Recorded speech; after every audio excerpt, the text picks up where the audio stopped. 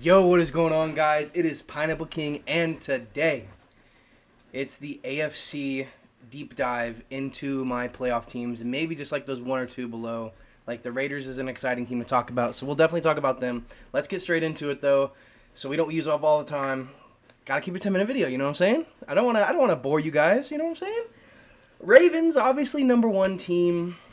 They get the bye week. Last year's KC. KC's gonna have a huge fall off. We'll talk about that later. But the Ravens, man, I see them as a elite team. They've got a top 3 offense and top 3 defense, man. And then you go out and get D-Hop, even if he's a little washed, still solid. Malachi Starks, you draft Malachi Starks and get Jair Alexander. I mean, you guys are priming for a Super Bowl win, and it's like not even close. You guys are definitely. There's one other team, obviously, it's right there that you guys beat in week 1. We'll talk in a second, but I love you got Starks. I love you got Jair. I love D-Hop. I love the offense you have right now. And Derrick Henry, as long as he doesn't regress like something crazy, like freaking eggs in the sun. I don't know what I was saying. This team is going to be amazing. This team is going to be unstoppable. They're going to go 13-4, and they could even go 14-3, 15-2, just like the Lions. Like, it is very possible. They are a super team this year, and Lamar Jackson, 2-time MVP, could have been 3-time MVP. Could get it this year. It's just crazy. Let's move on, though, to the Bills, and I want to move on to the Bills quicker because they lost to the Ravens week 1. That week 1 game that we're about to watch in a couple weeks is actually so important in my playoff prediction. I talked about it in those videos. If you want, go check those videos out. But that loss, I mean, they both go 13-4. The Bills have probably the best offense, one of the best offenses in the league, probably top 3. Solely based off Josh Allen. But you get a guy in there, Khalil Shakir. You signed James Cook, which is great because that was a whole issue. I think James Cook's going to be great. Ray Davis is behind him as well. Keon Coleman, Khalil Shakir. You got Josh Palmer, which is it's an okay signing. Good depth. But I love Kincaid Knox combo. And then you go out and draft Maxwell Harrison to help your secondary. And I love that play too. Love that play.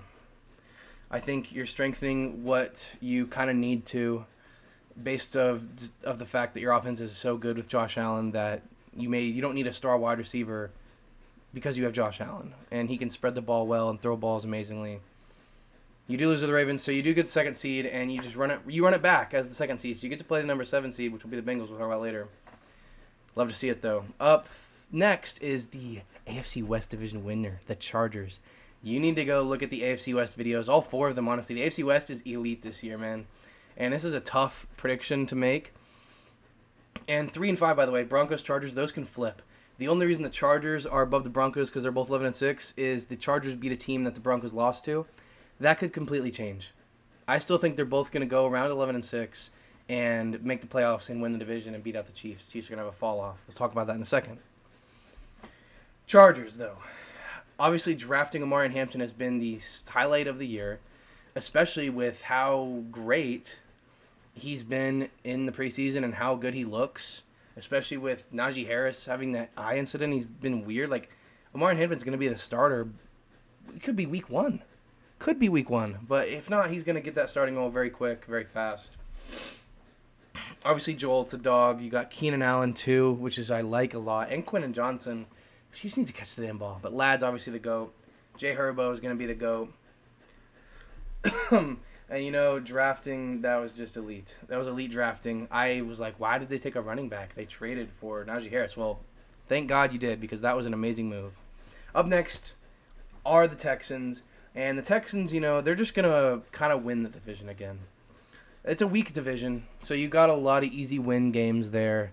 The Colts are definitely solid. And, I don't know. The Titans are going to be a little bit better. The Jags are going to be a little bit better. But you got the division on lock, and you'll be the 4 seed again. So I don't know. You got the Joe Mixon, Nick Chubb 1-2 punch, which I really like a lot because I think Nick Chubb still has a future in the NFL. I really hope he does anyway. I like the Christian Kirk signing. It has not been talked about enough. Christian Kirk has looked good in camp. It's going to be a great year for him. And the Jaden Higgins with the second pick of round 2, your first pick technically, second rounder, he looks good as too. And with Tank Dell, that's 4 good wide receivers. And you're starting to look like the Buccaneers when Tank Dell gets healthy. If Christian Kirk and Jaden Higgins are what they say they are. Schultz is good. And you guys have a really underrated defense, I think. I think you guys are a really underrated defense that can really help you win these games. So you're going to run back the 4 seed this year. I've got high hopes that, well, I don't know if I should say that because the number 5 seed is the Broncos. And I think you honestly might have a better chance of beating the Chargers than the Broncos. Because the Broncos have an elite defense. And then you draft Jahed Barron from Texas. By the way, he's not even a starter, which he'll probably work into being a starter, but good Lord, that defense didn't need any help. Did not need any help at all. And R.J. Harvey right behind J.K. Dobbins. People are saying that R.J. Harvey's going to get that role. I don't know. I haven't looked into it a whole lot, but J.K. Dobbins is healthy. So even just a committee with those 2 guys is probably going to be good. And you got Evan Ingram. You got Evan Ingram in the offseason. I think that's also great. Cortland Sutton's obviously going to help. Bo Nix is going to... He did well last year. I didn't think he was going to, but he did.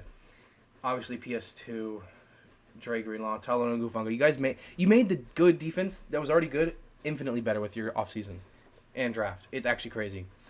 And that's why I think you could easily win this division. That you just lose to a different team that the Chargers didn't lose to. You could easily be that 3 seed, though. And you play the Texans. I think you beat the Texans personally, just solely based off the defense, and as long as Bo Nix can lock in. We've seen Bo Nix locked in. He's really good. Up next is the Chiefs. And, man, I saved a little bit of extra time for the Chiefs here because people are going to hate that they have them going 10-7 and not winning the division. Finishing 3rd in the division at that. Not even 2nd. Because they were the 1 seed last year. You see they have the bye, and they're going all the way down to the 6th. And now they're going to have to play the Chargers or Broncos in the playoffs and not get the bye. And Rashee Rice could be screwed. Probably not, though. But even though, I mean, you guys have a solid wide receiver core. You have a fast wide receiver core. And you got Pacheco and Kareem Hunt, which is great. And obviously Mahomes is good. But you lost a lot of O-line, and that's why you drafted Josh Simmons. But you're not for sure he's going to be good. I mean, he should be. But that's why you drafted him. You got a rookie in the left tackle, which is protecting Mahomes' blind side. You got a rookie there. He has to be an all-out star, or there's going to be a lot more sacks than you think. And the defense, I don't know, man. D-line is good. I don't know. I just feel like the Chiefs are due for a fall off. I feel like Mahomes is just going to have another mid-year this year. And do you know how many games that were rigged by the refs or one-score games that were just like absolutely... The Bucs should have been... Like, there are so many teams that should have beat the Chiefs. They could have easily gone like 7-10 last year. I don't know how they didn't. Everybody was pissed about it. We all know the true colors are going to start to show this year, and they're not going to get the right side of the coin every single time now. Definitely not. And so 10-7 is where I have them at. And the last team, which is exciting, is the Bengals. You know, last year you guys should have made it, but you didn't. You let Denver slip in, which was crazy. But you are going to make it this year, and I think that you guys could make a push. You do have a chance of beating the Bills because you have just as a high-powered offense. It comes down to who can stop the other person's offense at that point. Because you guys both have high-powered offenses and mid-defenses. And the Bengals have a worse defense, so the Bills do have the edge on that one, obviously. But if the defense can step up, well, okay. You need to sign your damn players. You have to sign Samar Stewart and Trey Hendrickson, or your defense isn't going to have a chance at all, and it's definitely going to be the worst in the league. So please do that. Because you got one of the best offenses in the league. And Joe Burrow's insanely good. He's a candidate for MVP every year he plays. Especially with Jamar Chase and Chase Brown and the whole crew. I like the Raiders, by the way. They're at 8. They're at 8-9. The huge improvement from the Raiders. That's my sleeper team. That if the Bengals just fuck up on the... Okay, I don't know what just happened to my computer. It just kind of froze for a second, shut off. So I just wanted to come back and say that the Raiders, I love them. I love Ashton Genty. I think he's going to get so many carries, and Geno Smith is obviously a huge upgrade. I love the Raiders this year, and if the Bengals don't sign their players, they could sneakily get into the playoffs at number 7. And that would be a game against the Bills. That would be crazy. They'd probably lose to the Bills, but just the fact that they got in would be crazy. Obviously, I don't have the Steelers anymore. I just don't think Aaron Rodgers, he's washed at this point, and your defense can't win games. I mean, it does win games, but you got to put some points on the damn board because every NFL team, even some of the worst offenses, like the Browns, Pats, Jets, they're going to put points on the board at some point. So you have to as well. But, I mean, that's really going to be all. Sorry for the cutout. I don't know why that happened, but I'll just edit it out. But I will see you guys for the next one, which I think we'll figure it out what it's going to be. But I'll see you guys then.